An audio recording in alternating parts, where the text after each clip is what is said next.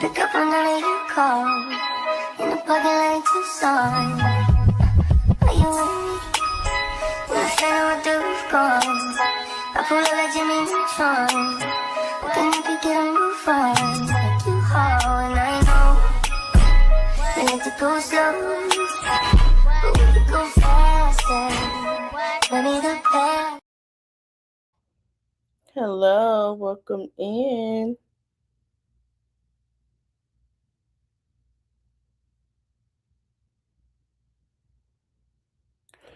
Okay, wait till everybody else get in here because I want to share some news real quick.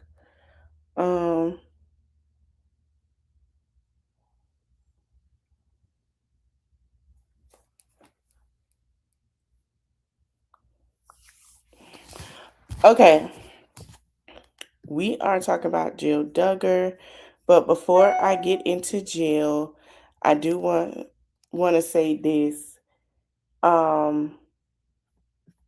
Hold on, okay.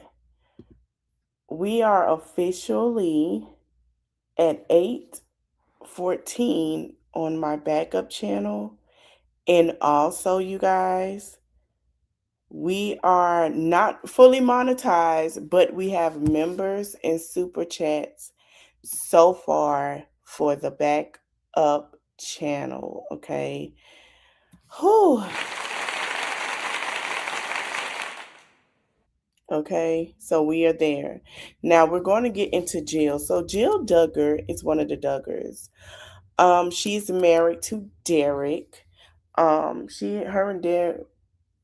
and Derek has been married for a minute. They have children together. So we're going to go ahead and share the screen where she talks about her experience. Now, she did this interview 2 years ago with the Unplanned podcast. Shout out to them. They have done a great job with these interviews with the Duggar family. We're happy for them. So we're going to go down and we're going to do a reaction to it. Big deal. I was, in their view, jeopardizing my salvation. Did you guys keep like a foot between you? No, I'm just kidding. 6-inch rule. Actually, there was a 6-inch rule. And could you hold hands? Not until we were engaged. Whoa. And we didn't kiss until our wedding day. With or without the reality show, this control issue would have been a thing. A big tool of control is to like isolate people. Yeah. Her dad would say like, don't talk about finances or the show with any other people because they wouldn't understand. One of the core teachings was you're not supposed to limit the number of children that you have. A lot of families would have as many as their body would spit out. It's wild. Did you guys ever shut down any kids eat free restaurants as a family? I think so. You did? We sat down with Jill Duggar and her husband, Derek Dillard, from the hit TLC TV show 19 Kids and Counting. Jill grew up in a strict household that was a part of the Institute of Basic Life Principles, also known as the IBLP. And the Institute has since been criticized for its cult-like characteristics. In a recent Amazon documentary, Jill and Derek opened up about never being paid for their involvement on the TV show. We talk about all this and so much more in today's interview. We have got to the point where literally anybody can build a fully working app without y'all remember when Ginger did hers and she knowing how to and there code. was some This is on the show. And we're gonna go ahead and this is before Ginger interview.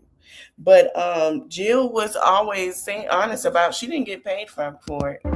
We just recently watched Shiny Happy People, the documentary. Happy Shiny People. Shiny People. Oh, Yeah. You're right. Shiny Happy People. I got it right. It was 2 years ago that you filmed that, and it just Almost came 2 out. years ago, yeah. I was Wow. pregnant with our youngest, Freddie, and now Okay. he is Like a year and a 17 half? months. Yeah, a year and a half. Wow. So- So were you expecting that big of a delay in between? I mean, you're kind of used to that. I mean, yes, with growing up on just filming all the time for TV show and stuff, I was used to there being a delay, but generally the delay would be no more than like 6 months, 3 to 6 months. It kind I of think fell it- off our radar, and we actually were talking with each other shortly before it came out. We were like, didn't we like whatever happened with that interview we did? I had never even heard of the IBLP ever. I didn't know what that was until the documentary. So that was all Yeah. new to me. So I'm curious, did it accurately depict what the IBLP was from your perspective? I think they did a really good job of setting it up for people, like you're saying, who've never heard of IBLP, this organization that I kind of grew up in, and the wild, crazy ideas that a bunch of people just caught on to. It tended to That's draw a all. lot of people from broken backgrounds who wanted, a checklist of what they could do to fix their lives. People felt like this is like the key versus like relationship with Jesus. That's where I feel like they did a good job of kind of distinguishing between the two of like what true Christianity is meant to look like versus like what essentially a cult looks like. And I thought that documentary did a good job of describing that well. But I think they also were not, they're not coming from the perspective of advocating for something. All they're doing is like presenting these facts and then saying like, here's how it got here. One of the moments in your book where I was totally blown away was seeing, I think you mentioned having to leave a church that had some sort of event or something where there were kids dancing on It was stage. a Christmas I think it was program. a Christmas program with kids dancing on stage, and your family left, right? That was something that was not allowed in IBLP households. No. Yeah. It would be very much something that if we didn't just pick up and leave during, then we would, after the fact, like my parents might like apologize to us. Like, I'm so sorry, kids, that you had to see that or whatever. So you never danced growing up? And then we wouldn't go back. No. No dancing. Like, no. How do you qualify what dancing is though? Because like our toddler, when we turn on music, That's what he she mentioned in her loves book. to dance. Yes. And it's so cute, but he'll do like this little running thing. Yes. And so is jumping running, for joy. Like that's what my parents so you would call can't it. jump for joy. Jumping for joy might No, be you okay can. if you're just Yeah. like jumping like on a trampoline. Yay, I'm so excited. Oh my goodness, we got You whatever. have to redefine it. But even if it's jumping for joy, the same action, but you call it something different, that's no, you can't call it dancing. Did you grow up in an IBLP household? No, I didn't know anything about IBLP Really? until we started, around the time we started talking. So you didn't have 18 other siblings like Jill. That was No, the I had thing. one other sibling. Yeah. Culture shock coming into my Wow. family. And was that something that was normal in IBLP families? Were there a lot of families with almost 20 kids or 10 plus kids? Yes. So IBLP, I would say, like looking at their group, one of the main things that you would see going to like a conference or something like that would be families with lots of kids, because one of the core teachings was that you're not supposed to limit the number of children that you have. So a lot of families would have 10, 12 kids, as many as their body would, spit out. So at our ages, what was So basically, how they can have, as long as their body allowed them to have children, they can have them, as many as they want.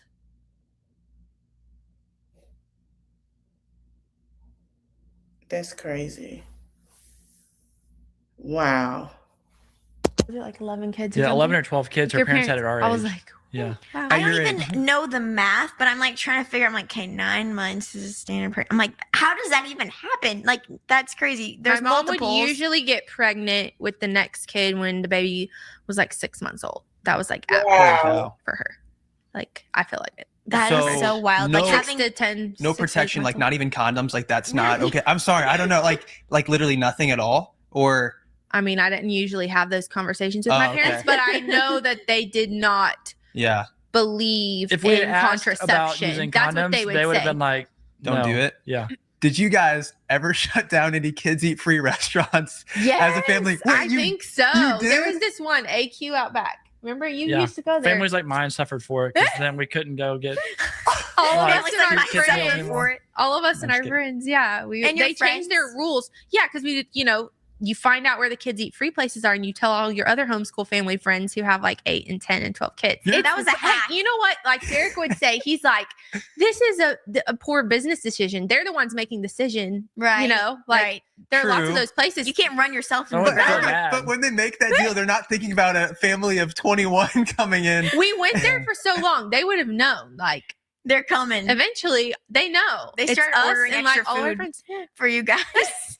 That's what I think about. I'm like, Or the how did- taco place. Like we used to go to the taco place and get a bunch of tacos, and finally they're like, "Can you call ahead?" That's so wild. I think about the logistics of a family that size, and I'm just so impressed. Looking back, I'm like, wow, like having kids, 3 boys of our own now. I'm like, how did my parents do it? Because they have Mhm. so many kids trying to keep everything afloat. And then, as we got older, I think it just it did evolve into all of us carrying a lot of the weight, like teamwork, just somebody's in charge of lunch and preparing dinner and breakfast, whatever. Because you had to also, correct me if I'm wrong, but as a teenager, you almost had to play mom for your younger siblings, right? And help raise them and wake up with them in the night if they woke up and they were crying. Because there's no way that your mom could have taken care of all 19 kids, right? Yeah. So we had a buddy system where an older child would be paired with a younger sibling or 2 or 3. And that way at home, nobody slipped through the cracks. There was always somebody knowing, like, making sure this one got lunch and this one got their diaper changed. And not that my parents wouldn't change the diapers or whatever. Like they were always changing. Both my parents were always changing diapers too. But like, especially when we were out and about, we had to help make sure that nobody got left anywhere. Yeah. But I never changed a diaper until I was 26. Yeah, Derek. And really, when did you change your first diaper? How old were you? Probably like 6. Crazy word. This girl was changing diapers at 6.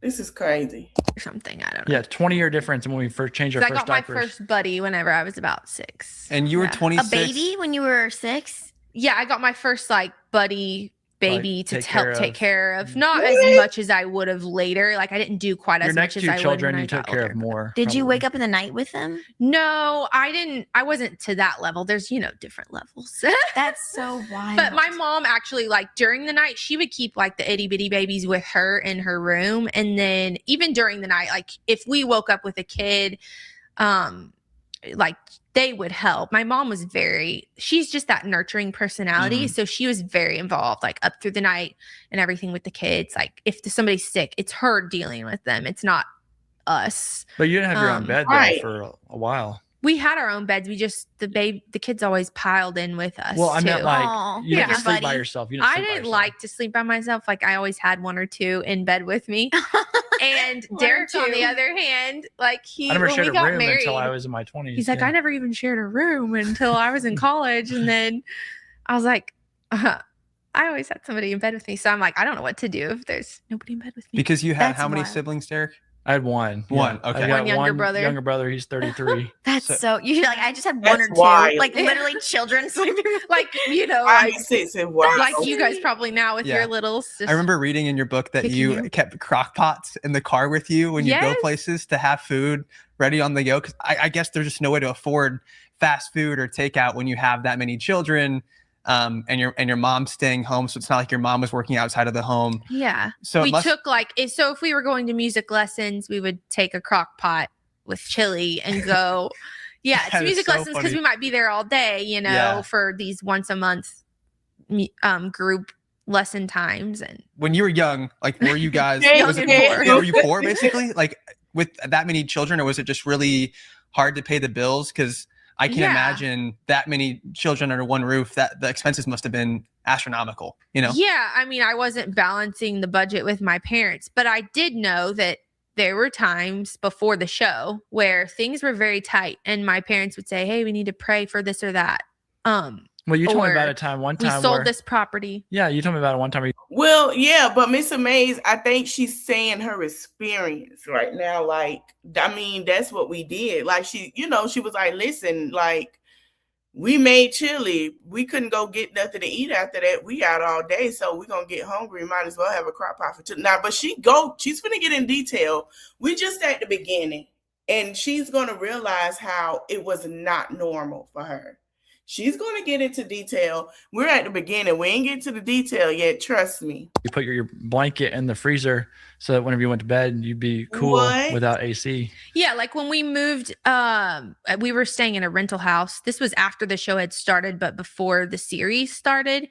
Our AC went out in this rental house and it was just really hot. So Of my course. sisters and I like stuck our sheets and pillowcases, I think, or pillows in Walmart sacks in the freezer, in the deep freeze, Wow. just to cool them down. So that way, whenever we got in bed, then we'd feel cooled down. And then when we moved into our big house that Right. we all helped Mhm. build, and the show was helping some, but again, it was right around the time that the bigger series started. We Mhm. didn't have AC that whole first summer that we lived in the house. We didn't even have running water for 2 weeks when we moved into the house. Like we had an outhouse, like a a porta potty outside that like we had to go and use for 2 weeks because of the overlap of when we were wrapping up. The show wanted us to like move in and film this moving scene, and you know, like building a house, construction, everything takes longer.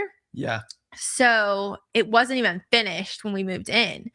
And so, yeah, that first summer we didn't even have AC. And then a family friend, like they bought window units when they were like, you don't have AC. And they came to visit and they were hot and stuff and they were really sweet. They bought us like window units for each of the bedrooms, 3 bedrooms.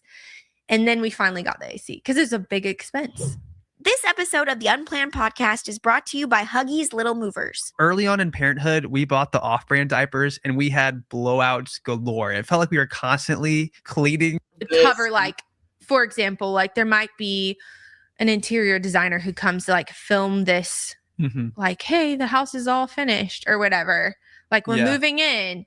And so they come and stage it with all of their things. And then I remember that we got to pick a certain number of decorations to keep. And since you're changing diapers, yes. Yeah. She said that they gave her like kids to take on. Yeah. the rest went back to the shop. Like, no way. Yeah. That's just like how they would stage the house, and then there's like a furniture company that might give furniture, and somebody might give a piano because it's what do they call it? Like organic product placement. So there might be product placements that you get things, and then I don't know behind the scenes like how much financially it was being like, oh, we're gonna for the cover construction or whatever, the construction of this or that. Like I don't know all those numbers, but at the time I'm just like, oh yeah, we get this or that, and then but yeah, with the decorations and all that, I do remember them saying like, okay, pick however many things, and then we're taking the rest back, or you can buy them. There was an option, but they're, it's like designer, really pricey. So expensive. Yes, but like we got to pick out our beds. I do remember that. Like neat. There was a magazine and somebody was sponsoring whatever, so we got to pick out new beds, and we were like, oh, this is fun. That's cool. So at some point along the way with the show's progression, you guys meet that, and it was all televised. It was all on TV. Yeah. Derek, how did that make you feel to be meeting this girl or courting this girl, and it's all being recorded? Yeah, going into it, I didn't know how it would work out because I remember I was on the top of this like really basic hotel in Top Lejeune, Nepal, and just basically concrete building on the roof of it after we got back from like a long trek in the Himalayas, and like talking to her dad. And he was like, so like we would like to bring some of the film crew along. That's how we're going to be able to do this. And later I learned he had told you like, we're not gonna be able to go unless we bring the film crew along. Wow. And I was like, well, that's just kind of the way our life was at the time. It was very much like, it was different for me, but it was for more, me. it was different for me, but you were more used to it. But we were kind of going around Kathmandu, Nepal. And I remember, I think your dad said, oh, this is kind of like what you do every day. This is like your day-to-day life. And I was like, no, I've actually never been to this part of the city. This is like a tourist attraction. And I have 2 weeks of vacation a year, and I had to take a week of vacation for this time. And now you're filming it. Yeah. And this is like nothing to do with like what I would normally do. But he's be just doing. trying to make small talk and everything. Yeah. And it's just like, you just trying to make small talk. But no, I don't want people think like it's this like awkward, like I don't want people thinking I'm just tourist all the time touring Kathmandu every day, and like this is my life the last 2 years. You're like, this is great, but this is great, but I'm having to take vacation time for it, and it's going to count against like there were things like that where not just my dad, but like people in general. And here is the thing: Ginger said the same thing, that he wanted them to be recorded a lot. Ginger also specified that as well, and her interview that we watched yesterday. General with the filming side of things, and it being very much like reality show. So like it's your life to some degree, but it's not very realistic in other aspects. And counting the cost in our book, we go into more detail talking about how when Jill came to Nepal, it was the goodbye was like scripted. Like whenever she went back to the airport, like we got in the taxi and she's like, I'll pretend to cry. And and she's going back home to Arkansas. Basically, the film crew could only stay for 1 week. Yeah. We wanted to have at least 2 weeks together.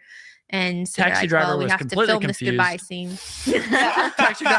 taxi driver's completely confused. Like, not only is this weird, Like, but why this is did you weird. hire me not to take you anywhere? Like, Not only is this a weird Just back situation, not only is this a weird situation in America, but this would be weird, because we're in a different country. Especially in And the like fall. you call, like, you're a taxi driver in South Asia. So You get a call and then like, okay, we need to go to the airport. But he's like, but we're not really going to go to the airport. He's like, okay. And he's like, he doesn't really understand. He's He, like, he drives off yeah. like, okay, stop. Now just take her back. Okay, now it's done. You can go. He's like, that was weird. Oh, here's a question I actually have about reality Got a TV. good tip. Are they Oh, I'm are sure. they like paying these people for their film time, or is it just kind of volunteer? Like, hey, we want to record you for our reality TV show. I mean, and the taxi TLC. driver got like paid probably For his For the job. for his They job. probably got a good tip. Okay. good tip. Yeah.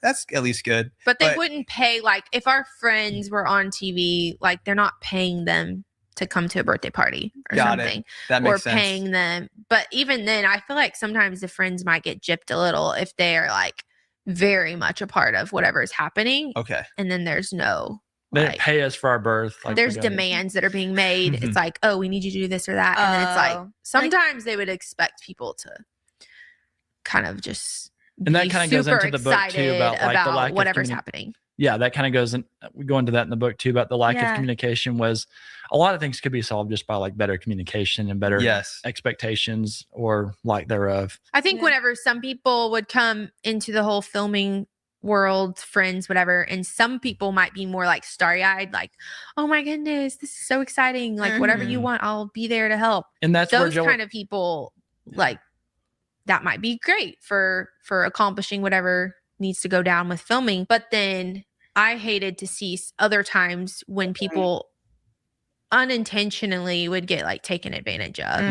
that's that where you're talking part's about hard. steamrolled, basically. Whenever it's like yeah. after a while of doing this, and again, I'm not saying it was intentional, but just like because of the way things have been, it's almost like, why would you not want to be on reality TV? It's like, well, then you should be okay doing whatever requests we Mhm. have you making Yeah. instead of asking that person. hmm But that is there like a specific example you can think of that Like happening? the first few years of our marriage. Oh yeah. Well, with us. Yeah, so Yeah, I'm you saying- guys were like working full time, or I guess initially you guys were missionaries in South America, but you're working and then in addition to all that, you're doing 40 hours a week of filming, right? That's what your life was Yeah. like. So when we first got married, well, in our early relationship, Derek was working in Nepal. And then when we got married, right before we got married in our first Like year and a engaged, half yeah. of marriage, Okay. he was working for Like from the time Walmart corporate. So Yeah, like from the 45 time- hours a week. about a month before we got engaged until after our first son was born, I was working 40 hours a week as a tax accountant at Walmart headquarters.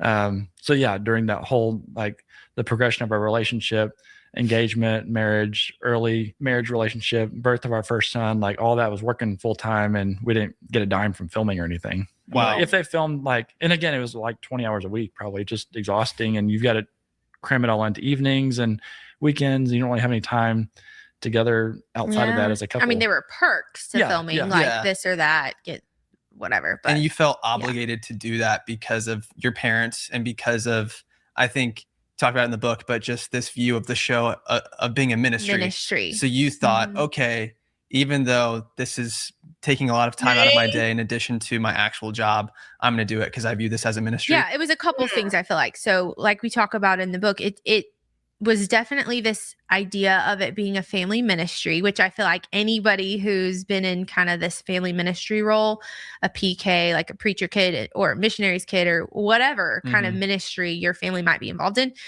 those kinds of things, like you might have a hard time with that gray area of boundaries and kind of finding out who you are. And then on top of that, this culture that I came from where you're just this persistent, you're treated almost like a persistent teenager, like forever. Like you just Yeah. kind of, there's not really this. like perpetual adolescence, basically. Like never really growing out of that. You phase. mature quickly, but then you kind of like stay in this idea of just perpetually under your parents' authority and all that. So there's not really this point where you break away. So that combined with just it almost being this family business thing, but not really having control and say so. So even later when we started seeing a therapist, it was really interesting to us where he could relate to us on some fronts, because he said that he grew up in a farming family and a dairy farm. So he said that it was very hard to kind of sort that out with his siblings and the whole family on the business side of things. And I've heard that like with family businesses and it getting a little hairy. We didn't even have an expectation of payment until we realized that we didn't have control. Like it was like years into our marriage where we were making the transition. We're like, okay, we were glad to have helped the family for a little bit. And we were like moving to make the transition out. And they're like, you're not allowed to go out. Like I'm sorry, that's not an option. Again, it goes back to that whole culture. Like family culture thing, like almost like a family farm. Like, no, you can't leave the family farm. Like, who's going to take care of it? This is supposed to stay in the family. This is our ministry. This is our family, whatever. Like you're not allowed to. Like, it's kind of this like idea. But then once we realized, we're like, well, if we're not allowed to, then like we are giving up something. So we want to at least see something in return. That's more than fair. If we're being required to do it, and not like we were fine before, when it's just like, as we're able to, we'll do as much as we can without that expectation. But once we find out that there's a requirement, then that's going to change things. Then we need to sit down at the table at that point. I know. And then there wasn't that ability to do that a lot. So, counting the cost. Obviously your family was different because you were on reality TV, but was this same thing that you were dealing with similar to what other IBLP families had in place, where you were like a perpetual teenager, essentially always under your parents' authority, had to obey them even when you're 25? Because I think you were 25 when you guys were 40. Having your own family. Yeah, and you have your own family, your own kids. I think that was very much part of this IBLP culture. They had these 7 basic principles, and I think the main pillar was this principle of authority, where it's almost like this umbrella of protection they talk about, where you have God and then you have like the parents and the government and like the kids under that, and just like this ranking system. And if you're not abiding by your parents' authority forever, then you're getting out from under their blessing. And if you're out from under their blessing, then you're opening yourself up to like evil and bad things happening. Getting in a car crash could be as a result of not obeying your parents, even far into adulthood. And what about the boys though? What about the men? Once your brothers grew up and they were adults, was it the same for them, or were they treated differently? It was, but it was different. Like it was the same in the way that they were expected to get blessing for decisions, especially major decisions like buying a house. They had to get a blessing to buy a house from your dad. Yeah, like it would be looked down upon if you did not get your parents' blessing in any major life event. So like to date someone, to for sure to marry somebody, but like if you were going to stop having kids, you should probably like get their insight on that. And like just everything, it like if you were to go against the grain on anything, like the fact that I started wearing pants whenever I grew up wearing skirts all the time, like was a big deal. This episode is sponsored by ShipStation. I know that there are a lot of small business owners out there probably listening to this very podcast, and I would potentially be harmful to me, and we're so big and countercultural, that I would go so far as to say, like, in their view, jeopardizing my salvation at that point. And like really the reality TV just poured gasoline on the fire that was already there, like, because that would have been the case, I think. And Jill and I have talked about this, like with or without the reality show, this control issue would have been a thing, but it just blew everything out of proportion with like, well, now if the patriarch has more money, there's more control, there's more things you can hold over some. She started wearing pants because they were wearing pants. I think Jill and Ginger were the first ones. The other ones are still Jill, Ginger, and Jana, I think it is.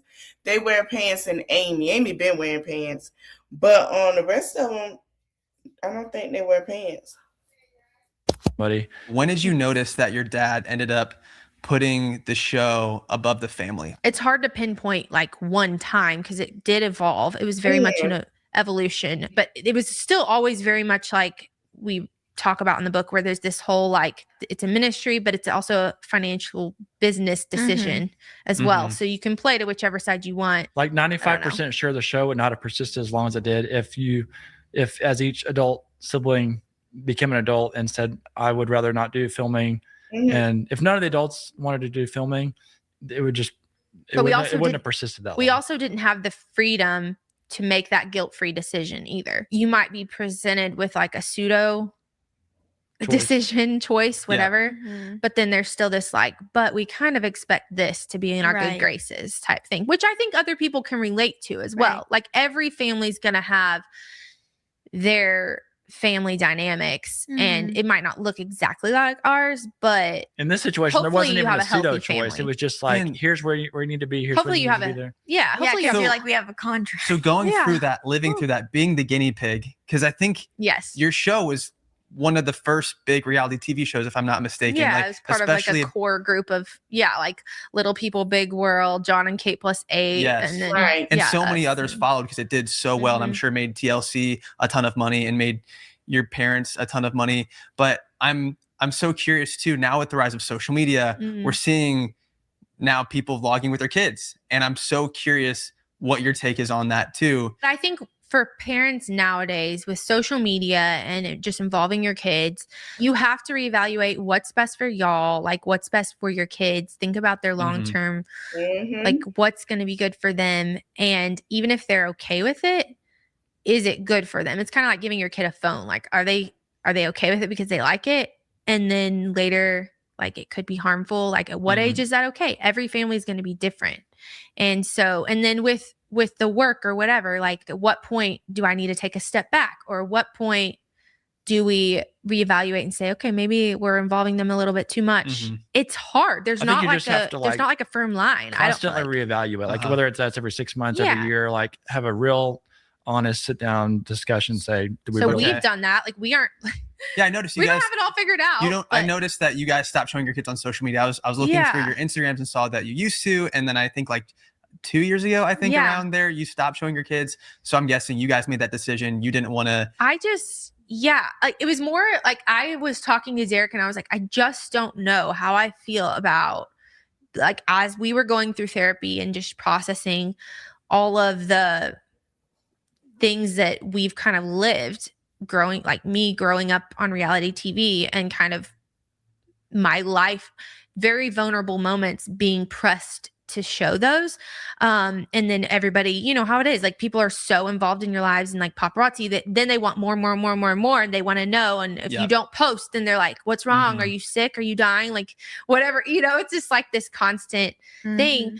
I can't believe that. Yeah. Your birth, your wedding, everything at the time of all that being filmed, you didn't get any sort of financial gain from that. Wow. At the time, did you feel like you were, I guess, a pawn in a way? Did you almost feel as if like, okay, this is the good. So her daddy she didn't get no finances from that. She didn't get paid. Even Ginger said some people got paid, some people didn't. So imagine you being on seasons of a show, helping the show grow. You're a family unit and you don't even got a check coming in. That's crazy work. Good story that the network wants to show, and this is a ministry, so I have to do this. I have to do this for my family, even though I'm not really gaining anything from it. That was a struggle in our marriage early on, and I respected our marriage over what I felt we should do because I don't want to I think if he had come down too hard too quick, then it would have been really bad. This is ridiculous. We're doing this or whatever, and it's to destroy our marriage. I'm like, I really think this should happen, but like, I'm going to wait until we're at a good point in our marriage. Like, because I value our marriage more than I value like money. By golly, we're going to do this or something. Like, we're going to not do this at all. We're going to require whatever this or this or that. But you were probably thinking, okay, the show's Jill and Jess accounting on, and the birth, the wedding, all that televised, all of it, biggest moment of the story, biggest point of the season, over 4 million viewers. Surely at some point we're going to see. And you're like, I think surely. Why are we not being paid a dime?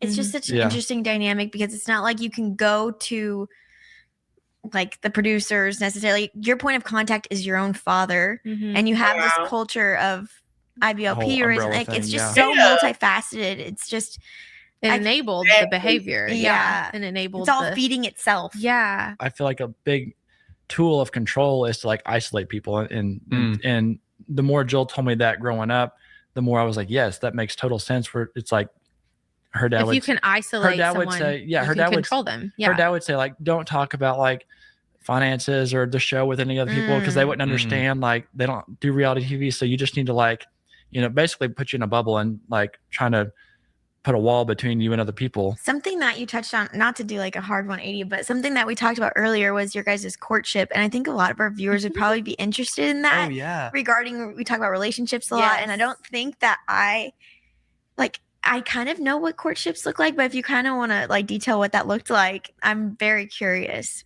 Yeah. So courtships in the world I You're grew up welcome. in, because I grew up in this IBLP culture, was a lot different. Even though Derek grew up in a Christian home with one brother and all that, like even his view of like dating / I don't think you had ever heard of courting other than your grandparents being like, I courted My your grandparents grandma on called that it courting, truck, but everyone called it courting in the 50s. But Yeah, his different. his They're understanding of it still was a lot making different out than in mine. the car. And I'm sorry. No, it's probably. I mean, I think your grandparents called it parking. I asked them on our podcast. I was like, "What? That's So what was parking?" They didn't want. funny. You wanna go They're park? like, no comment. are you That's necking? cute. That's funny. Yeah. So courtship in my family growing up was understood to be like, you must get the parents' permission and blessing. If you don't have that, like no go at all. Like you don't date the person, you don't get to know the person on that level at all. It's like rebellious and unchristian of you to do that. So courtship, you must have parents' approval on both sides, like his and hers. And then they have to also be very involved in the relationship, like helping you make sure you're making the best decisions for both of you. Like, what are your boundaries? What are your rules? Like, what are your standards? Are you, like, they want to know what that is. Like, whether or not they're the ones telling you what to do, which a lot of these families, they would be kind of going down the list with you. Oh, you should not do this or that. Like, no kissing, no hand holding until whatever, engagement, no whatever that might look like. Engagement would have rules that are different than the dating / courtship phase / pre-courtship. Wow. And then now there's I'm like laughing because there's this whole with reality TV. I could go on. You that add list. that There's- to it, and it's like you have to have a pre courtship. Huh? Or Yes. pre if you're really young. Y'all, hold up. I was like, at some So- point, it's the same as like any other high school dating. It's like, Right. Because this you is have to get to know the courtship because you're person. 15. When you're in a reality TV show or you're in the spotlight or whatever, you don't want to like get to know the person for the first time on TV, because what if you don't work out? Right. So you kind of have to do this secret like pre courtship, and then you can have your pre courtship on. We need a diagram. We need- So they don't wait. So they make it look like they haven't met or they're just meeting up, sound like, and getting to know each other, and then they start recording for TV. the diagram. On camera. Pre-courtship. You can have your pre courtship on camera where you're kind of getting to know them, but you kind of already know, like maybe you're going to work out. Oh, Or then- we're just friends. No, Just this friends, isn't just friends. But we're committed friends. And then you have, committed and friends. then you have like the official ask. But we had to like involve the cameras and all of that. But I wouldn't even tell the producers until I had an idea that I was going to like go further. But anyways, all that to say, courtship's very involved with like parents and their blessing. Okay. And no, usually it involves limited physical contact, chaperones on dates, those types of things, varying degrees within families, like as to what that looks dating like. Without any, like you cannot go on a date just the two of you. That's not allowed. No, But it was- not usually unless you're like 30 years old. Maybe you're Maybe at 30 Good you can go enough. on one. Which is without funny dating. to me because Wow. I'm like, very much Maybe. about like, you know, because maybe you're mature enough to not like. as a lawyer, That's like things you that- want to find a rule. Like, what is the rule? Like, why 30? Why not 25 if you're mature? Like, what's the difference? And like, if you're 25, like you have I love her brother James. He was our chaperone most of the time. But You paid him with I love Skittles. James, but he's Oh my I love James, but he was like 13 at the time, and I could give him Skittles, and I was like 25, and I was like, he's the one keeping us accountable for what That we're is supposed to do or not do. hilarious. And he's You're like, well, my brother has to come Did with you us. guys keep like a foot between you? No, I'm just kidding. Like, did you, 6-inch rule. actually, there was a 6-inch Yes, rule. kind of. Yeah, like you couldn't. So I could mean, you sit next to each other, but only with a 6-inch space? Pretty much, yeah. Really? And could you hold hands? Not until we were engaged, and allowed to. Whoa. and we didn't kiss until our wedding day. Wow, yeah. And But which was we're- on national. Yeah. You're like, how do I do? Did you have Yeah. to have someone teach you how to kiss? Because that's I mean, stressful. So that go was for the actually- lips, right? No, but that was your actual first kiss. Was on national Yeah. television. Yeah, Wow, from every angle, and then they like analyze it. The first, actually, that's so much when pressure. I first watched our wedding show, I cried and I called the producer and like chewed him out. I was like, no, it was Why? terrible. It was What? terrible. What did they do? like, Not Yeah, because okay. she's a Why? diva, but because the whole thing no, about my like just wedding. Yes. For the TV. Yeah. And like she said, the daddy is behind it. Oh gosh. I know. Why? Why y'all don't like Abby? That's their name of the people on here? Their name is Abby. We have to go down to this. Oh my God, really? I have to go down their discourse. I just met them. I just played it because of who they are. Like they interviewed them. That's the only reason why. Let me look them It up. was great. It was Yeah. the show, like the editing and everything. They were like trying to make it look like, I don't know, they were trying to like play up different aspects of it where they're Okay. like rating our kiss and like having all my siblings give commentary on it and like but it was just- especially when like That's this your wedding is like, day. Yeah. yeah, I was You're like, ready make to, it like- about the wedding day. It's like, shut up. This Like, is like, give me a break. Plus, okay, I the was poor mad for her. producer though. Yeah. The poor producer though. He is a great friend. Like I'd known these people since I was 12, you know. So I'm like, I know them all. We hang out with each other and their kids and whatever. So I'm like, I can shoot straight. But most of the time I was a very passive person. But when I watched the wedding episode, I was pregnant. I had been sick with mono for like 2 weeks. I couldn't even swallow water. You know, I'm like, and then they send me this wedding show and I watch it and I was like, Oh, You, yeah. I was you like, feel completely taken advantage of. You're not like, only just did they using- hear from me, but they got it off an earful because I was like hormones, like, yeah. Oh, they'll do something to oh you. yeah. This episode is sponsored by BetterHelp. I feel like in the new year, there's a lot of pressure to create a whole new list of Yes, resolutions and like completely revamp your life. And that can be really overwhelming. I mean, as I was creating my own list of resolutions, I was like, there's some. Oh, so So yeah, that was my gonna follow up look them question. up What are right your now, current Robbie views on Sanders. courtship? Matter of fact, I do have something to share with y'all. I will be deleting DoorDash. DoorDash is supporting the Big Beautiful Bill.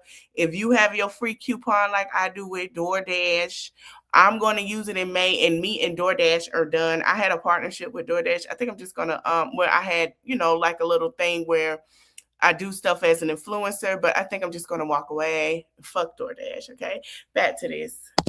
Like, is that something you would encourage your sons to do? Or I a different version. yeah, I mean, I don't. Talking about that old lady getting a I boot think- tip from Trump. Trump ain't Okay, no mother- so when we Trump pissed me off. got married, we went to this marriage seminar thing, and they had some really good advice actually from this. That they talked about taking things from your upbringing Yeah, I'm and telling kind of Like, taking it yeah. and Like as a married couple, you've got two families of origin, like the new husband, the new yeah, you wife. explain it better. you. Well, I'm just like Yeah. trying to simplify it, but Yeah. I'm just thinking like, and there's certain things you want to accept from either side of your family, certain things you want to reject from either explain side of your family, and then certain things you can recycle and make your own. Mm. Mhm. And then so like you're coming in, you're building your own family culture, like because you have the way you grew up, and then the other spouse is the way they grew up, Mm. and then like will become your own identity. What things do you like about each of your backgrounds? What things do you not like? And then what things do you kind of like, but you don't like the way it was done? Kind of recycle it, make it your own. Mm. So I like that being that. said, when our kids are in their mid-20s, we're probably not going to have the same level of control in their lives. They're probably not going to be like working for us, living under our roof, all of the things that we, like I was doing. You weren't, but building like, a house, yeah, like it's probably going to look a whole lot different. And then on top of that, I'm not going to be telling them you have to do this, this, this. Okay. Now, I think that we will have a lot of say so as they're growing to adulthood. Like what should relationships look like? What should this dating experience be? I'm not just going to be like hands off completely as they're maturing. Like I think when they're under our roof, like we're going to have some pretty strict rules. We're not just going to let them like, sleep around at home or something. Yeah. But I think that Yeah. it will not. Yeah. Listen. She's pregnant now on her 4th pregnancy, I just saw. So she's pregnant now. Not be as strict. And it was the day before your wedding, right? That you guys signed the contract that effectively said, I have to give away, like I have to be able to film for the next 5 years if the show needs it, essentially. I signed it. I never signed it. You never signed it. So you're just you were doing it just to be a good son-in-law. Be a good son-in-law. No, he didn't even know it existed. I didn't know it And you existed. didn't know. Well, you and didn't really either. know I what didn't it was, know what right? it was. Yeah, I was lied to basically. Like I didn't know what I was signing. He didn't even know that I'd signed anything because it wasn't in my mind. And I took that off big work of a that deal. day. I must have been at the bathroom or something. And it's like, quick, sign this while your future husband's in the bathroom. What did they tell you that you were signing? Like what? Yeah, what did they say? It's just about how you're going to get paid. For all I knew, it could have been like something to do with like taxes in the show. Like I don't know. And I was naive, like to think, oh, I need to know about this. I mean, I knew it was. So they never taught her to read a contract with what she was signing. They just had her sign something. Like they didn't teach them to read it, go through it. No lawyer, no nothing. Oh wow, let's just sign this. It's a great opportunity. Wow. Something to do with the show. And when I asked, it was just like, oh, this is just about how you're going to get paid. And I was Which like, is that whatever. you're not until we whatever. die. So this is like the day of my That is so rehearsal, weird, and yeah. like I'm moving out, and like, yeah, like you'll get an inheritance someday. It's like, okay, but that's different than like agreeing to be bound by something. You don't have to do that to get your inheritance. Was or that whatever. was that contract with Mad Family Inc? Mm-hmm. So literally your parents, it wasn't even involving TLC. It was a contract with your parents. Well, it was with them, but it was like obligating, like my dad was like obligating The services the of all these talent other talent. to be available to TLC. Talent being Okay. all So it of was her with siblings. TLC, Yeah. but my dad, if the contract was broken, he's the one that would Take the fall for it. Yeah, take the fall for it. And who do you think is most at fault with that whole situation? Because obviously you have TLC over here who is only communicating with your dad, even though there's adults, you being I thought 20 about that reading your book. I was like, I wonder why TLC isn't directly going to you. when it's Jill and Jessa counting yeah. on. Because TLC it's did. easier to deal with like one person than it is to deal with 20. So I assume that if they think, oh, yeah, sure. And- like if and my- everybody's yeah. cool with it this way, they're not, as long as they get the signatures that they need, then they don't have to worry about And there was whatever. And they're just, I think honestly in this culture too, it's just kind of like what I like what I don't know. Mm-hmm. And Like my even leg- if they get yeah. air wind of things, like it's probably just like what I don't know, doesn't like I don't know, I can't speak for them, but I would say Yeah, I'm that I'm if they had questions about how's this all going down or how's it all working out, shaking out, then they probably, as long as their part of things is working fine and the show's doing fine, they're probably like, let's just ride this out until Right. In my whatever. legal But I don't opinion, think they they did not knew. do their due diligence. Yeah. So in your book, you talk about getting this random IRS document, and then you realize, wait a second, my parents have been saying that they've been paying me out money for X amount of years, and you, with your accounting background, went in, did some digging, and figured out the exact amount that they had claimed, I guess, to have paid you. And so was it at that point where, since you were going back to school, so many things were happening, you were on paper, it was shown that you were paid this money. So you just decided, hey, I think we should deserve to be paid what was recorded for the IRS, Yeah, Well, I they- think it was like- several things. Overall, like the biggest takeaway for us was just that there were things being continually hidden. Like we would hit a roadblock, and then her dad, because he was over Mad Family Inc., Jim Bob would basically kind of make it look like he's coming forth and being like, I'm sorry, this is how it was. Like, you figured this out. Like, we didn't mean this or whatever. We really weren't trying to do anything intentionally. Sorry. And then move on. There'd be something else we'd hit. And it's like, no, there's this other thing. And then it's like, well, if it was lack of transparency, there's no transparency, because it's almost like it's better to ask for forgiveness than for permission. And once like we bring something up that we're should have been made aware of, and that's harmed us, it's not like, oh, well, sorry, we didn't even think about this. Like, there's this other stuff too. And like, if you need to make a decision based on this other information too, then by all means, like we really didn't mean to like keep this from you, versus like, oh no, like they not figured out, but like they're aware of this. We're gonna like dig our heels in and not reveal any other information that could affect your lives. Basically, it's a lot easier to fess up when you've been caught in it versus just like going above and beyond to just be transparent and say, here's where it's at, here's what's happening, like, I'm sorry I did this, but here's this also. And you can only claim that ignorance side of it or accidental oversight so many times. And so for us, when we got this tax document in the mail, and then, you know, we're finding out different things, we're finally like, hey, like, we've been screwed over. This is not okay. Here's your opportunity to like prove it to us. Like, prove to us that you want to do what's right. And because like there are consequences for mistakes. So like, okay, if it's a mistake, normally if it's a mistake, you would then come back and be like, I'm so sorry. Let me make it right. So make it right. Like, here's what we're offering. We felt like it was a very like clear cut, like we laid it out clearly. Like, here's, we didn't feel like it was unfair, unjustified. And so when we made the proposal, if we felt like it was a matter of we knew it was not, because this interview was like 2 years old. So she probably with the process now. Not fair. Like, we knew it wasn't about fairness, but it's not about fairness. It's about principle at this point. I'm saying like, fair on the side of like, it wasn't unfair to ask for this. It was not the reasonable fair amount. It was less than that we were asking for, but it was the principle of the thing. Like, okay, you say that you've changed. You say that you want to make things right. What can you do? You're asking us, what can I do to make this right?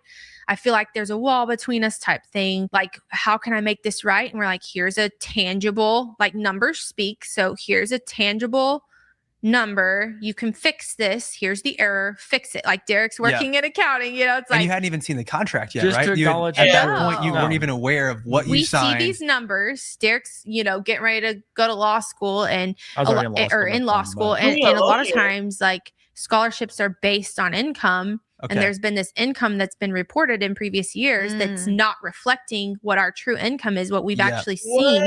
We don't know where those checks went. So like, we're just like, okay. So basically, it sounded like they were taking the money, doing what they wanted to do with it.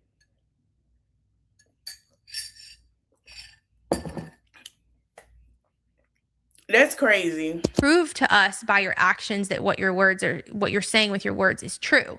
And like, so I would not be surprised, because of like what we share in this book, that after our book Counting the Cost, if Jim Bob Duggar gets another, or if Mad Family Inc. specifically gets another audit, and because and gets in not trouble. Our goal. That's not our goal. We're not just like out. That's not our goal. But like, because of just how bad things have gotten, like, you don't want it to get to that point, and you hope things get made right before it gets to that point. I think you mentioned too that it was almost like your siblings were almost turned against you. It was almost this idea of, oh, you're a threat to the business and the show, because you trust circle. Yeah. Because you're one of the family members. It's like, there's always been this tight knit, like, we bind together. Anything happens, we all go out to the farm and just hunker down and like, don't let the paparazzi find us type thing. So now that it's like somebody inside that circle questioning, then you're like, cast out to some degree.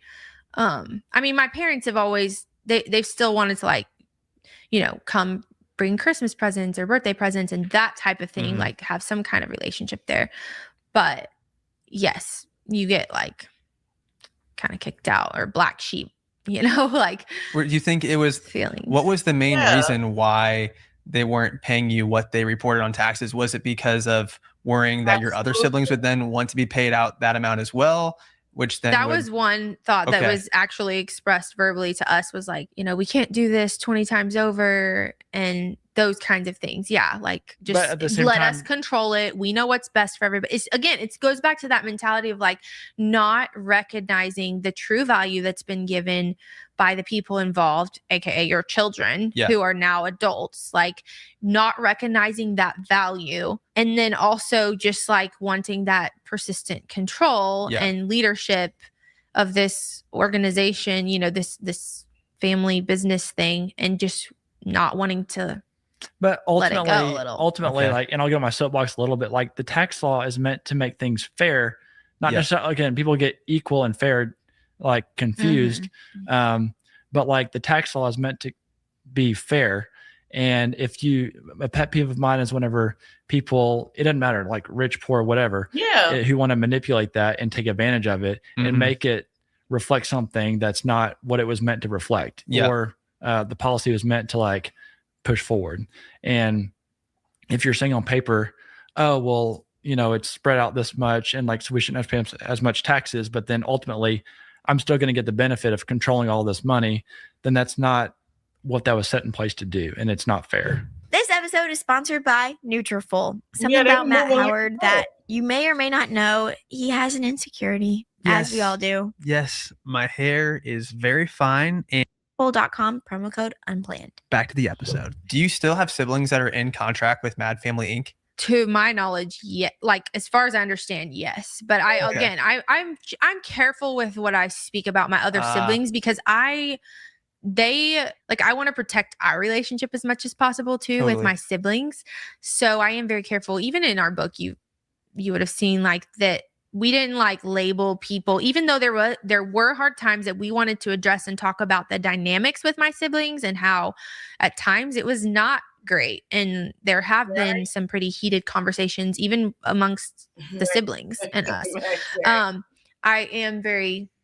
I still try to be very careful about just like singling people out and all that, Yeah. because I haven't gone down that road as long with them, and I'm not in the same place with them as I am with where I was with my parents at that time, and sorting all that out. Something I really want to commend you on, like in writing your book, is that it feels like you were it feels so candid, so truthful, yet so respectful, even though there was definitely, like, you've expressed hurt in your relationship with your parents. Like the way even you talked about them while sharing the truth, just so much respect. And I think it also adds to the credibility of your story too, that you're able to see it with through such a complex lens. And also, just even just Thank saying like you. things you want to take from your childhood into your own parenting. I think that was just very interesting. And Because there are, really? and I think that's one thing people were quick to say, like, "Oh, you're just like." Yeah, California passed a law that if you show your kids that they have to get their check. So if you on YouTube and you got a big following, you make a lot of money, that money has to go to your kids as well. They heard there was going to be a book and then they hadn't read it yet. They would Yeah. say, "Oh, like everybody makes mistakes." I'm like, Right. "Yes, everyone Or does." don't throw the baby out with the bathwater. All these Exactly. different. Like there are things. Does everybody buckle down and say, "But I'm right in the mistakes that I made"? No, but I think that's where we butt heads sometimes with my family, Yeah. where they say, "But this is right." And then there's other times where they're like, they do admit like that they were wrong in something, or whatever. So I'm like, the roses and thorns analogy. yeah. So we do recognize that you can have the benefits and the negative parts of that story. And it's kind of like roses and thorns. Like you have the beautiful moments, the fun times, the things that filming with the reality TV show brought us, traveling. My parents were like great parents overall. And yet you have the more negative times. And it's okay to not just like look over one or the other because of that. Like you can bring both to the table and say, when it's necessary, like, this is my story. I have positives and negatives, and don't have to like silence your story in an effort to just like keep the peace. Mhm. And Yeah. so I think it's very valuable to present those things. And again, you don't have to just go and tell your entire story or bash people or whatever, Yeah. but where it's productive and where it's your story to tell, that's what we're doing. We're telling our story. Right. We're not trying to tell everybody else's story. Unfortunately, it intersects with other people's Mhm. stories at different points, but try to be Well, and respectful. like one thing that I would push back on people with who would say, like, you know, the fact that someone has these positive aspects of their life bars you from being able to tell your story because they did these good things, then they couldn't have done anything bad. Is like, I mean, think about if our society operated that way, like with like people like Al Capone, as long as it's like mobster. This is an extreme example, obviously, yeah, but it paints the works. picture. It's for But it paints the painting picture. the But picture. basically, like if in society, if you're like, oh well, I know this criminal, like I didn't even think they were a criminal, like they've always been really nice to me, so you shouldn't Mhm. punish them. look Like at all the charities yeah. they've Look, given to. but, Look at all the like, good they've done. It's like, well, I mentioned Al Capone because, you know, I don't think a lot of people realize he had like soup kitchens and stuff. He was helping a lot of Oh, people. really? Yeah, he was I didn't helping know that about helping a Al lot of people. And if someone only knew him in that context, they would say, you can't send him to jail. Look at all the good things he's doing. He's got soup kitchens. He's feeding all these people. But it's not about your good outweighing your bad. Like just because you do Yeah. good things didn't justify being able to do all these horrible things over here. It's like, well, as long as I can keep doing good things, then that'll check the box and I can continue doing these bad things too. and with added influence comes added weight of responsibility as well. So growing up in reality TV and like promoting these things, we kind of felt this responsibility also to come in and say, hey, but here's where I think we got it wrong, or here's where our story, because my family growing up in reality TV advocated for these principles, now we're saying, but here's where maybe it didn't work out so great, you Yeah. know, like don't take this to the nth, or you might think this is what is happening and you can just live your life this way and it's all going to work out this way, but just be careful, be yeah. aware of these pitfalls. Like it's helpful. If And it I'm weren't so- for the show and the platform, like we wouldn't These have written a would book because no one would care. Like, Right. so part of that comes with like, you feel like you called to a certain stewardship or a certain way to steward like the platform you've been given, because like it would Mhm. be a difficult road for us, as it is for a lot of people who've related to our book, but they don't have the, you know, the platform to be able to share things that could really benefit probably even potentially more people than our book could benefit, because they might have like certain lessons that like go even further, but then the platform's not there. So we feel a We're certain not invalidating responsibility. their story Yeah. either and That's saying not- ours is, No, you know, no. whatever. It's But like, it's very much. If like, anything, I'm trying to like validate it more by saying like there's some people who have even more, I mean, a lot more incredible stories yeah. that would help a lot For more sure. people. Again, we just felt the responsibility Mhm. Uh-huh. to, you know, share our story and say, you know, this isn't better, it's not worse, it's just our story. And I'm so curious, have you guys talked to your parents since the release of the book? Yes, I didn't like sit down and have a conversation and say, "What do you think about the book?" Oh, okay. Did, Not like, that kind did of they thing. read it or I've heard that they did. Oh, okay. I heard they like listened to it on audiobook or something.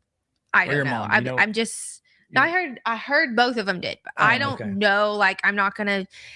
It's Through the they're my grapevine. parents, and I'm gonna tread lightly. I also don't want to just like create more controversy. It's kind of like when you get together at the holidays and there are just certain things that you don't like want to just bring up. It's Yes. probably a sore subject. So I know that they would probably want to sit down with a therapist or something and just hash it out. But we've tried that before and it just Oh, wow. is not the healthiest way to go about it. So we're still on the road to figuring things out. But I have seen my Right. have we seen both of my parents? No, I think we've just seen Just your mom. my mom. Was the last time that you were all together with your parents, was that the birth of your most recent son? Probably. I'm trying to think. Which I guess Like, was wait, 17 was it months. As that, best or I was can it a tell. wedding, or was it a? Have there been any weddings since then? I can't remember. don't- I feel like I saw. No. We saw them at a birthday party. Oh, okay. Yeah, we saw them at a birthday Where party was that? since then. Which birthday? Joy and Austin's, like one of their kids' birthday thing or something, or baby announcement or something. I don't know, some kind of family function thing. Mm. And do you guys just don't really talk, or you kind But of that just was say not. hi? That was before the book. Oh, that was before the that book. was over a year ago. That Oh, was okay. since we had our last baby. Gotcha. Mhm. Since It's been Since the book- Yeah. like was Yeah. written, but like Yeah. before it was released or something. And Yeah. your siblings, do you see your siblings often? Yeah, like depending on the sibling, several of my siblings, it's still one of those situations where you kind of have to like know like what am I up for emotionally. And because a lot of times Derek and I will debrief afterwards, like, okay, like how did this go? I don't think she talked to some of her siblings either. I really don't. I don't. Just the same Miss Ginger said yesterday. She said after she released her book, some still talk to her, some don't. And I feel the same thing happened with her.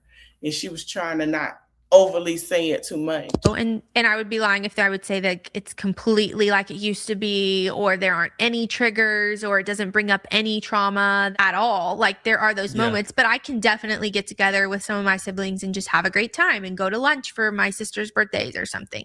And everyone's on their But own it's journey. so hard. And they're at a different place in their journey. Yeah. And this book is for them just as much as it's for other people. Like maybe if they're 17 and living under their parents' roof, it's not going to help them right now, but maybe it's something that could be a resource for them 10 years for later from now. maybe they would be like, Yeah. oh, I can relate to your story or whatever. But yeah, there are parts of my childhood, you know, if I'm getting together with one of my siblings and things aren't like they used to be, there's a part of me that's like sad about that, you know, because you're like, I wish things could be like they were before. But at the same time, kind of like I talk about in the book, it's like, would I trade just ignorance is bliss in this pseudo bliss for where we're at? No, like I don't want to just go back to like living in this crazy controlling environment. We choose freedom, even though if it's harder. hard. And that's why our title of our book, Counting the Cost, was so perfect for our story, because it's not just a one-time thing. It's very much like You count the cost daily of what you're having to intertwined. give up, like versus like not that I'm just like giving up my family Yeah. for No, all or yeah. nothing. No, we are doing the hard work now. so Yeah. far as it depends on To- us, we want to live in peace. Continue those relationships and continue to press on to have good relationships going forward.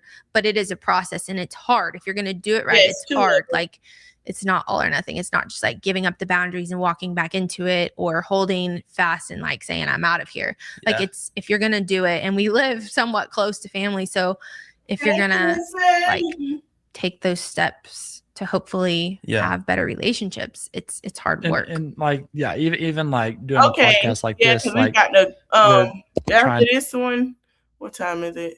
Oh, we had great time, and we going over there to the mommy sector. So y'all, if y'all go to my backup page, we're going to the mommy sector soon after this live. you know, sometimes communicate to siblings and say like, we're trying to do it everything we can to live at peace. And we Yeah. realize that like certain siblings have one voice that they're hearing from and they don't hear our voice. So even being able to have a platform and being able to talk about these things are a potential way that like, if our siblings her siblings wanted to like kind of hear more from a different source than whoever they might be hearing from who doesn't like what we're doing, then they could at least have a way at some point to go back and hear that. Yeah, and I wish we had more time because I feel like I could talk to you guys for like 4 Yeah. hours. But one last question I did have for you was, if your parents were here, since you haven't seen them since the release of the book, what would you say? What would you say to them? We love you guys. Like, I think that's the same thing that they say. Like, we've texted and Okay. we just said, we love you. Like, we're going to agree to disagree. We are our own family and we're comfortable with being our own family. And My backup channel is monetized now just for super chats and memberships. That's it. Once we hit 1K, it'll be fully monetized. The other one, I'm on restriction. Well, I'm in YouTube trouble till July 1st. So that'll be back monetized. So right now, so let me explain what I'm doing. With the backup, my plan is to get it to 1,000. Once we get 1,000, regardless if my main not fully monetized, what we're gonna do is just continue to go on both. But right now, until I get my backup to 1,000, we're gonna continue to be over there with mommy content. Once I get my backup to 1,000, it's going back and forth. We're gonna go back and forth. We're gonna go. We'll be not back and forth, but how I'm doing it now, where I have both channels, that's what we're going to be doing. Yeah. Yeah. It's okay. I'll be back on that one on the first. It's fine. I can come back over there on the first, but I ain't even finna worry about it. Long as I get this backup monetized and I can put both of them, at least one of them can do a generator of a monetization, that's cool. And then by July 1st, once that one come back monetized, we're good. We in there. So we'll be in there like swimwear, completely by July, before the summer is over. So nobody stopped anything. It's just a process. I'm not mad over it. Let me tell you something. Yeah, I'm working hard, honey. Let me tell you something. One thing about me, a window might shut, I might open the door, or the door might close. I'm gonna get out the window. Ain't no sense in no. We gonna make it through. Where we are as the Dillard family. But we love you and we want to take steps to have a healthy relationship, but what that looks like and what we're comfortable with and what they're comfortable with will probably, we might have different ideas of what that looks like, but we hope that we can go forward with mutual respect for each other. And it's a journey. Yeah. I really commend you guys for that approach and everything that you've done with your book and your family. And I love the analogy that you gave of the roses and the thorns. I think that's so good. And I don't know. I feel like everyone can relate to that with their individual stories. Well, thank you guys for coming on. If you haven't checked out Jill's book, go read it. It's really good. It's even like free on Spotify. It was yeah, thank you. One of them would be monetized. We almost there, y'all. We not far. We almost to 1,000. We about there. I'm already in the partnership. So by the time they hit 1,000, we'll be enough. I ain't finna sweat it. We got it. That was okay. It was a decent interview. I think Jill, to me, was just, her husband was trying to give it more detail, but Jill was like hiding some things. Like she was trying to keep it, it's not so much. I'm not going to tell, like, just go get my book, but I'll just tell what I know. But just get my book and we'll go from there. But it seems like the whole family is going through some stuff. I want to ask y'all a question before I get out of here, because tomorrow we got crime and we got politics tomorrow. And tomorrow I might go live 4 times just to build it up more. Hold on. Hold on. So if you guys heard about the Waco, Texas court cult museum,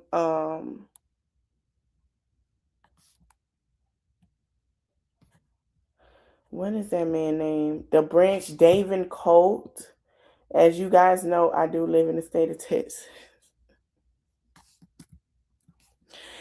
If y'all want to talk about the David cult, let me know, and we'll talk about the David cult tomorrow.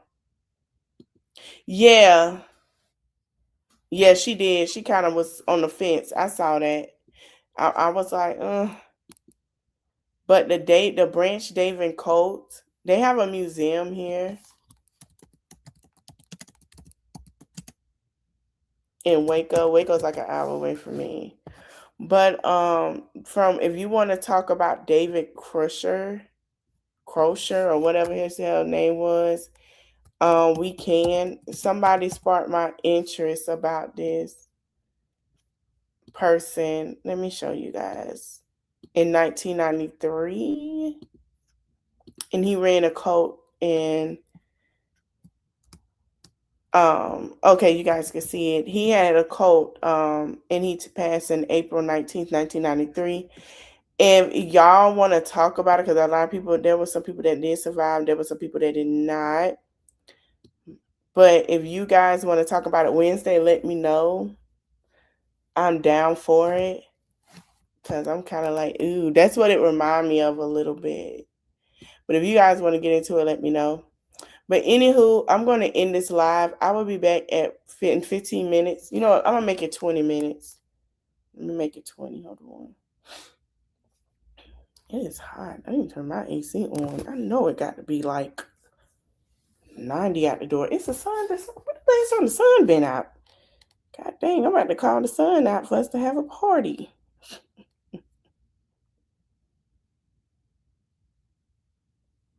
Okay. So 1:15, we're gonna come back on our backup channel. We got Turn Up Tuesday. Let me tell y'all who we got for Turn Up Tuesday. Let me tell y'all who we got. Let me go to it. Wait, let me go to YouTube. We got Brene. We got Marissa. We got Maybay.